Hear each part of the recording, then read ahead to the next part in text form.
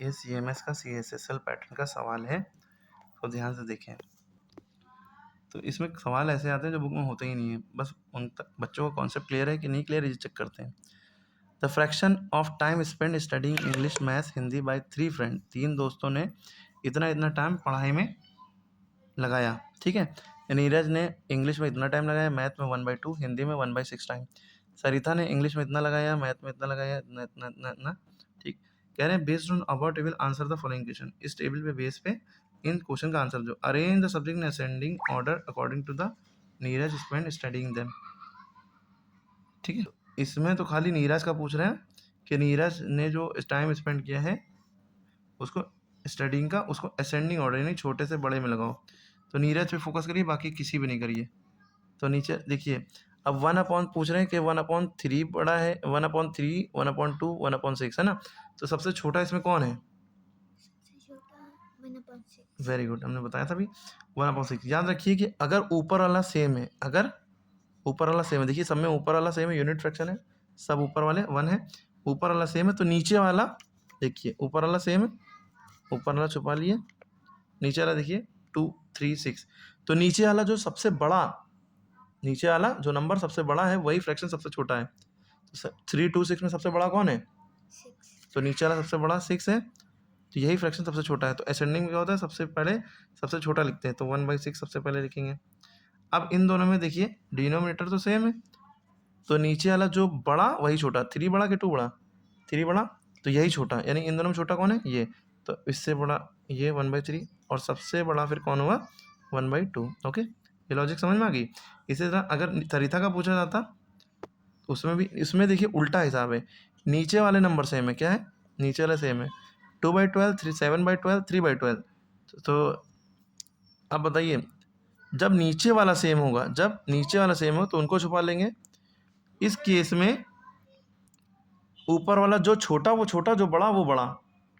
ऊपर वाले केस में ऊपर वाला जब सेम होता है, नीचे उल्टा मामला होता है, तो जो बड़ा है वही छोटा है।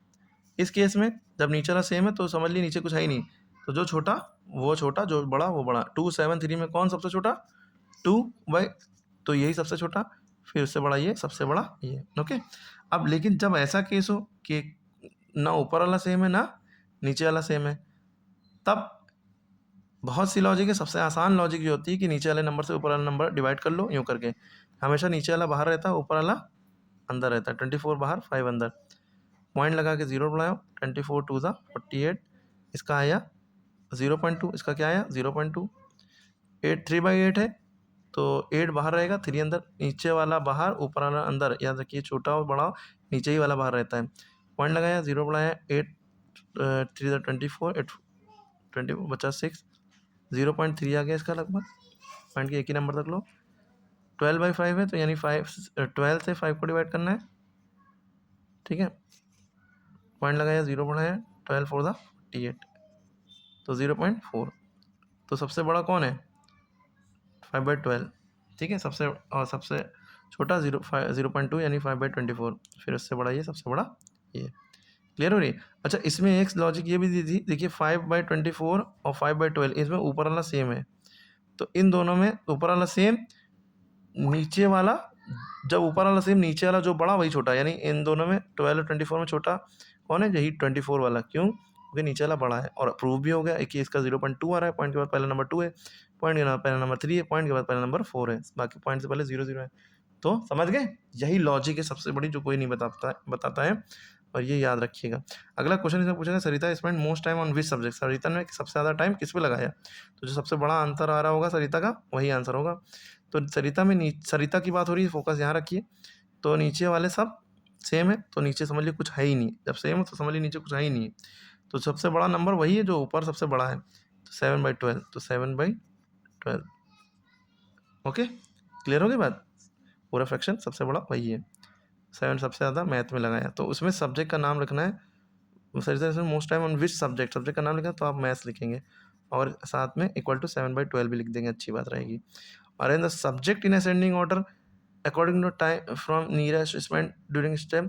तो आपको यहाँ पे सब्जेक्ट लिखना था, ये भी याद रखिएगा। तो आप फ्रैक्शन नहीं लिखना, फ्रैक्शन से आइडिया हो गया। असेंडिंग ऑर्डर में सब्जेक्ट लिखिए। सबसे छोटा सब्जेक्ट कौन सा है इसमें? 1/6 वाला, यानी हिंदी। यहाँ पे आपको हिंदी लिखना था, फ्रैक्शन ना लिखिएगा, आइडिया लेने के लिए था ये। 1/3 इंग्लिश का है, फिर ये 1/3 इंग्लिश लिख दी, 1/2 मैथ है तो यहाँ पे आपने मैथ्स लिख दी। ठीक है, थोड़ा इस तरह के भी क्वेश्चन आ सकते हैं सब्जेक्ट का लिखने का, कभी कभी यही लिखने का आ सकता है फ्रैक्शन में लिखिए, तो मेरा दिमाग उधर चला गया, लेकिन सब सही है। आपको सब्जेक्ट लिखने है तो सब्जेक्ट मेंशन करिएगा। ठीक है, इसी तरह 11 सवाल देखिए, सीएसएसएल पैटर्न का है, दिमाग लगाइए। देखिए कौन समझदार आदमी है जो इनमें से किसी भी सवाल को करके कमेंट में आंसर बता सकता है। ओके, बाकी इस तरह की वीडियोस हमने बहुत सारी डाली हैं, उसको देखिएगा, फिर से वीडियो देखिए, बहुत बेस्ट वीडियो है। ऐसा कोई बता दे तो बताइएगा।